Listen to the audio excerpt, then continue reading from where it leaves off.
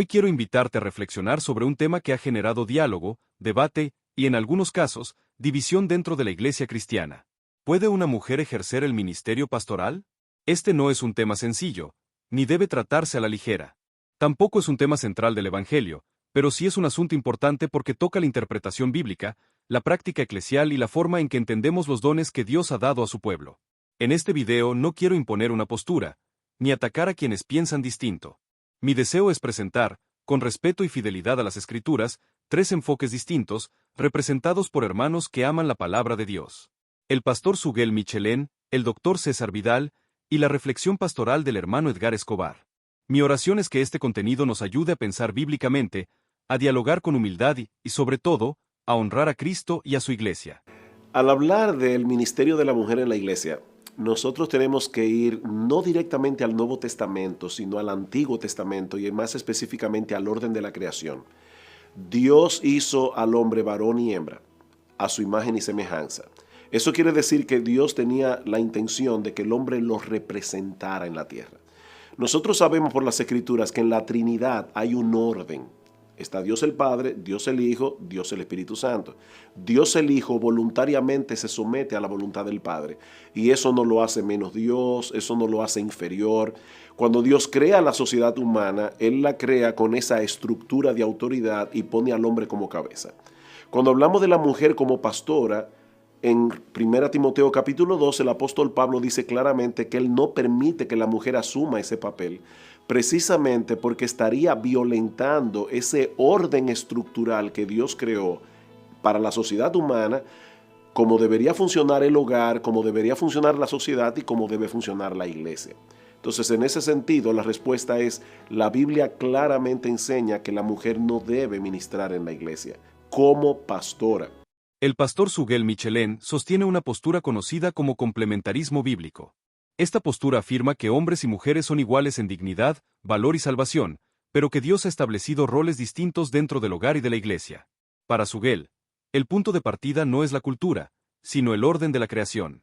En 1 de Timoteo capítulo 2, el apóstol Pablo afirma que no permite que la mujer enseñe ni ejerza autoridad sobre el hombre, y luego da dos razones. Primero, que Adán fue creado antes que Eva, y segundo, el relato de la caída. Esto es muy importante, porque Pablo no apela a una situación cultural de Efeso solamente, sino eventos anteriores a la cultura, lo cual, según Suguel, hace que esta enseñanza sea transcultural y normativa para la Iglesia. Además, cuando Pablo describe los requisitos del pastor u obispo en 1 de Timoteo capítulo 3, lo presenta como marido de una sola mujer, alguien que gobierna bien su casa y que tiene autoridad para enseñar. Para Suguel, el oficio pastoral implica una autoridad doctrinal sobre la congregación, y esa función fue asignada por Dios a hombres calificados. Ahora bien, esta postura no niega ni minimiza el papel de la mujer en la obra de Dios. Por el contrario, afirma que las mujeres pueden y deben enseñar, discipular, aconsejar, servir, evangelizar y ejercer múltiples dones dentro de la iglesia. Lo que se limita no es el valor ni el llamado, sino el oficio pastoral como tal. Desde esta perspectiva, negar el pastorado femenino no es un acto de discriminación, sino un acto de sumisión al diseño revelado por Dios en su palabra. Una mujer puede formar parte de un consejo de ancianos, puede formar parte dentro de ese consejo y tener un don de pastoreo, no el cargo de pastor, insisto, porque eso no es bíblico. Esa es una creación humana y yo creo que además con malas consecuencias. Pero estamos hablando en términos bíblicos. Una mujer podría llegar a tener el don de pastor y podría formar parte de un consejo de ancianos al estilo bíblico. La gente que se opone a esa posibilidad fundamentalmente menciona dos pasajes, tengo que decir que lamentablemente descontextuados, de las cartas de Pablo. El primero está en 1 Corintios, donde se dice que no permite que la mujer hable en la congregación. El segundo se encuentra en la primera carta a Timoteo, capítulo 2, donde se dice que no se permite que la mujer enseñe ni ejerza autoridad sobre el varón. Ninguno de esos dos pasajes, y voy a intentar explicarlo, impiden a la mujer enseñar. Ninguno de esos dos pasajes impiden que una mujer que tenga un don de pastor ejerza ese don de pastor en el seno de un consejo de ancianos.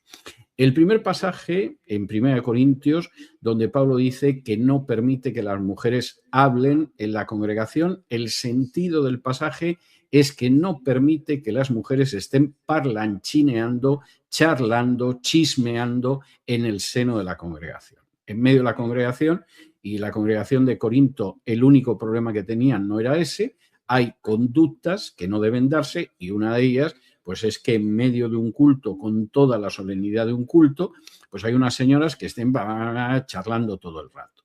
Pero que las mujeres podían participar verbalmente, hablando en los cultos, el propio Pablo lo deja claro, cuando en esa primera carta a los Corintios, capítulo 11 y versículo 5, dice que hay mujeres en el seno de la congregación que oran y profetizan. Claro, uno puede pensar que oraban mentalmente, de acuerdo, y profetizar también profetizaban mentalmente. O pasaban notas escritas para no hablar y que la gente se enterara del mensaje profético que entregaban. Es obvio que no, eso es absurdo. De manera que si alguien quiere utilizar Primera de Corintios como una manera de impedir que las mujeres hablen en la iglesia, que se da en algunas denominaciones, y que puedan ejercer el pastorado, ni se menciona el pastorado, ni hay una prohibición del pastorado, ni tampoco se está diciendo que la mujer no puede hablar en la iglesia, aunque es verdad que no debe ser parlanchina. Algo, por cierto, que se extiende a los hombres. El segundo pasaje está en 1 Timoteo 2 y es el famoso pasaje de que no permito que la mujer enseñe traduce ejerce autoridad alguna versión, pero ahí lo que dice realmente en griego es mande, se imponga sobre el varón. Esas no son dos prohibiciones sumadas, enseñar y ejercer dominio. Es una conducta conjunta, es una oración que está unida por una conjunción copulativa negativa. Y lo que no permito es que la mujer, por un lado, enseñe y ejerza dominio. Lo que se está prohibiendo no es que la mujer enseñe y además ejerza dominio, sino que enseñe ejerciendo dominio sobre el varón.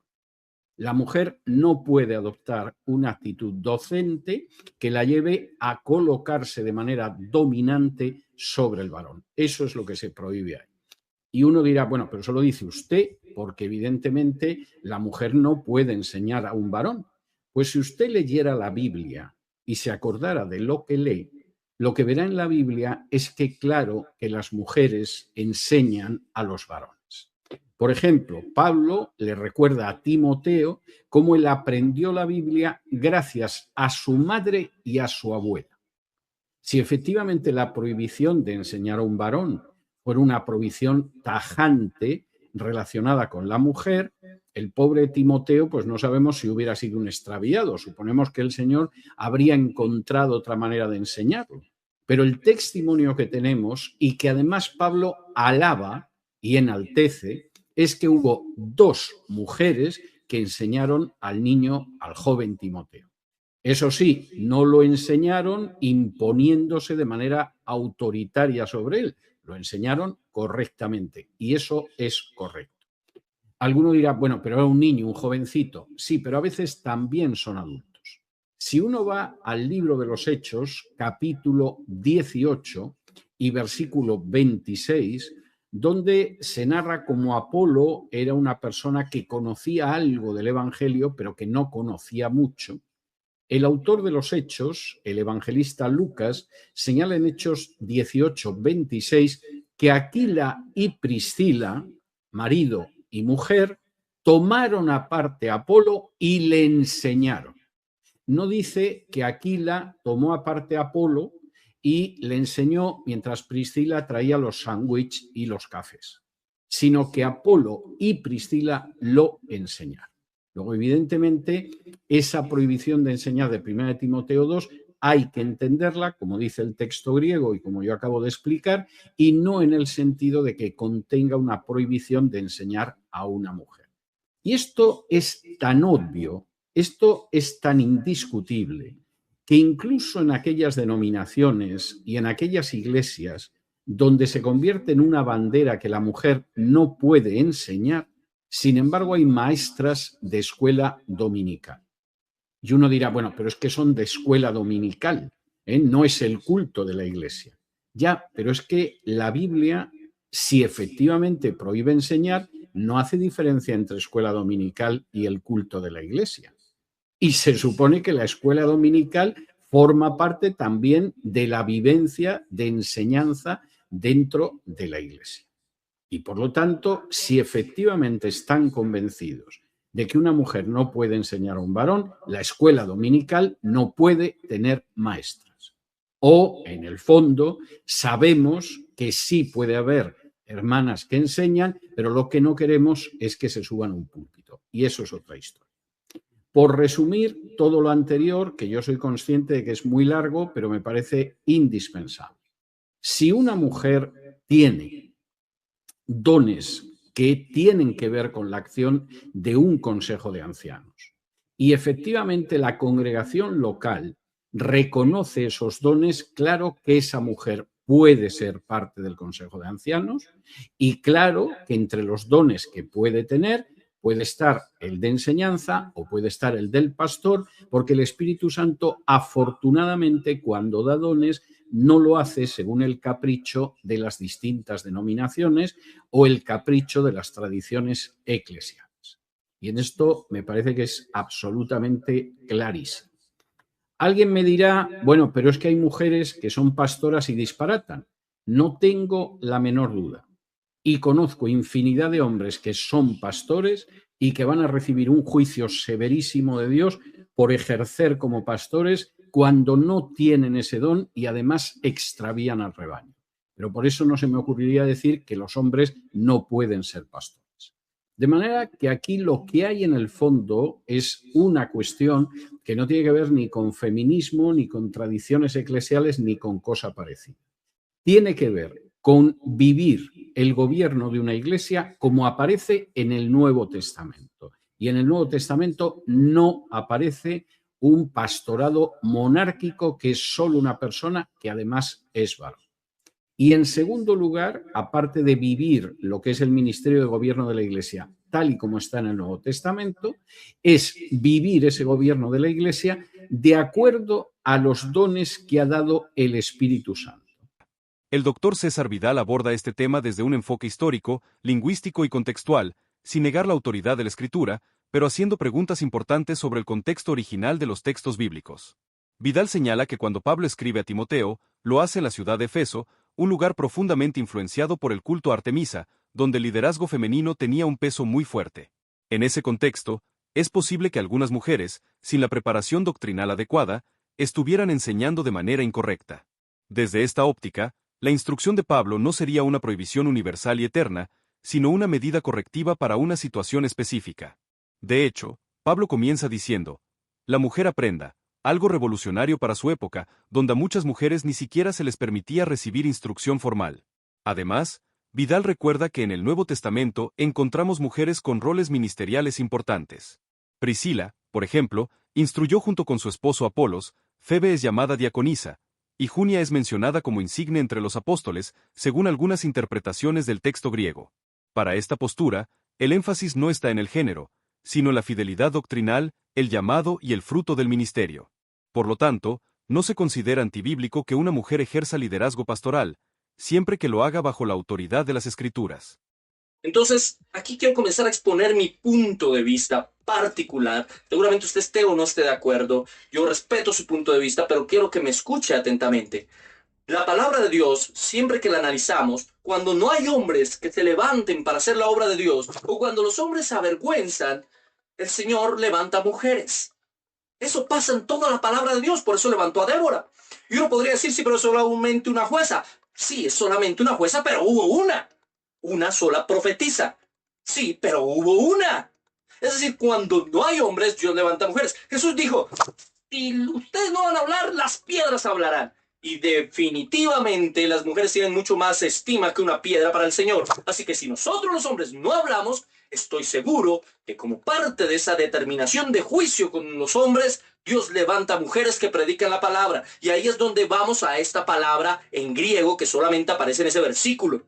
Esa palabra da el indicativo de que la mujer no puede tener un rol administrativo de gobierno y de poder en la iglesia, pero no la exime del poder y de la autoridad de la predicación de la palabra de Dios, no solamente en el evangelismo, sino en la enseñanza. La palabra para enseñar, ahí que utiliza Pablo, es didakein en griego. Y esa palabra no es tanto enseñar como ser maestro. Es decir, lo que está prohibiendo en este momento es que tenga un cargo, una posición de pastor maestro, pero no le está prohibiendo en sí predicar la palabra de Dios. No sé si me hago entender, es una cuestión un poco compleja para poderla entender, pero hay que analizarlo desde el griego, desde el idioma original, para poderle tener sentido o hallar sentido a esta palabra. Lo que está diciendo Pablo a las mujeres es: ustedes no pueden gobernar, no pueden tener una autoridad de gobierno sobre el hombre, porque el plan y el orden de Dios es que el hombre lleve las riendas, lleve el gobierno. Pero no les está limitando de predicar, aún en la iglesia. Y una cosa es alguien que predica en la iglesia, y otra cosa es alguien que es el líder de esa iglesia, el obispo, el anciano, o como lo llamamos comúnmente en las iglesias protestantes, el pastor. El hermano Edgar Escobar ofrece una reflexión profundamente pastoral sobre este tema. Él advierte del peligro de ir más allá de lo que la Biblia afirma con claridad, y también del riesgo de convertir temas secundarios en campos de batalla. Escobar recuerda que el tema del pastorado femenino no define la salvación, ni determina si una persona es o no cristiana. Hay creyentes fieles a Cristo y comprometidos con la palabra en ambas posturas. Por eso, llama a la Iglesia a manejar este asunto con prudencia, humildad y amor. No todas las iglesias llegarán a la misma conclusión, y eso no necesariamente significa infidelidad bíblica. Su énfasis está en cuidar la unidad del cuerpo de Cristo, evitar el orgullo teológico y recordar que la fidelidad bíblica también se manifiesta en cómo tratamos a quienes piensan diferente. Al final, más allá de las posiciones, todos estamos llamados a lo mismo: honrar a Cristo, someternos a la autoridad de su palabra y amar a su iglesia. ¿Y si nos hemos equivocado? ¿Y si durante años hemos cerrado una puerta que Dios nunca cerró? ¿Y si, por temor, por tradición o por una lectura incompleta de las Escrituras, hemos limitado la obra del Espíritu Santo, especialmente en la vida de las mujeres? Hoy no quiero atacar posturas, ni levantar polémicas innecesarias. Hoy quiero hacer algo más difícil: preguntar. Preguntar con la Biblia abierta. Preguntar con el corazón humilde. Preguntar sabiendo que Dios, muchas veces, ha sorprendido a su pueblo. El Espíritu Santo y los dones. La Escritura dice en Hechos 2:17: y en los postreros días, dice Dios, derramaré de mi espíritu sobre toda carne, y vuestros hijos y vuestras hijas profetizarán. No dice algunos hijos. No dice solo los varones. Dice hijos y hijas. Y aquí surge una pregunta incómoda, pero necesaria. Si Dios da el don, ¿quiénes somos nosotros para invalidarlo? Porque el don pastoral no es un cargo humano. No nace de una votación. No nace de una estructura eclesiástica. Nace del llamado soberano de Dios. Mujeres que Dios usó para liderar. Cuando uno recorre la Biblia con honestidad, encuentra algo sorprendente. Dios nunca tuvo problema en levantar mujeres para guiar, enseñar y corregir a su pueblo. Débora fue jueza y líder espiritual de Israel, Jueces 4:5. No solo gobernó, dirigió espiritualmente a la nación. Hulda, una profetisa, enseñó y confirmó la palabra del Señor a sacerdotes y al rey, Segunda de Reyes 22. Priscila, junto a Aquila, enseñó doctrina a Apolos, un predicador elocuente y poderoso, Hechos 18:26. Y aquí la pregunta vuelve a surgir. Si una mujer puede enseñar doctrina a un hombre, como Priscila, ¿por qué nos resulta imposible pensar que pueda pastorear? El punto que muchos temen, pero Pablo dice que la mujer no debe enseñar. Y es cierto, Pablo escribe eso en un contexto específico, 1 de Timoteo 2:12. En una iglesia con problemas graves de orden, falsa doctrina y abuso de autoridad. Aquí es donde reflexiones como las del Dr. César Vidal nos ayudan. No todo mandato paulino es universal y atemporal. Muchos son pastorales y circunstanciales. Pablo mismo reconoce que las mujeres oran, profetizan, trabajan arduamente en el ministerio, instruyen en la fe. Entonces la pregunta honesta no es: ¿puede una mujer hablar? Sino, ¿estamos leyendo a Pablo como legislador absoluto, o como pastor que responde a una situación concreta? El don antes que el género. El hermano Edgar ha señalado algo muy importante. La Biblia evalúa el fruto, no el género. Jesús dijo: por sus frutos los conoceréis. Mateo 7:16. Nunca dijo: por su género los conoceréis.